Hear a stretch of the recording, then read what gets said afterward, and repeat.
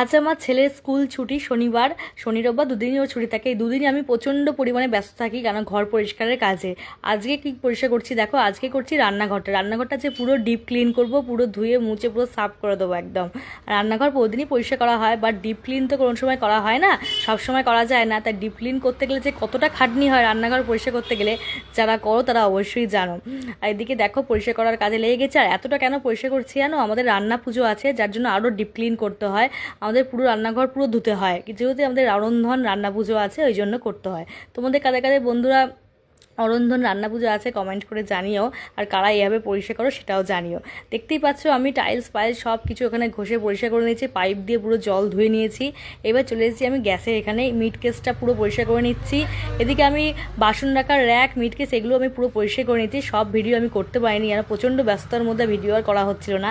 আর এদিকে ওপরটা দেখো বাবা উঠে পড়েছে, এদিকটা আমি পারছিলাম না করতে, বাবা বললো আমি করে দিই দাদা, বাবা এখানে করে নিয়েছে। আর এখানে দেখো মা মিক্সি, ইন্ডাকশান সব এগুলো পরিষ্কার করে নিয়েছে।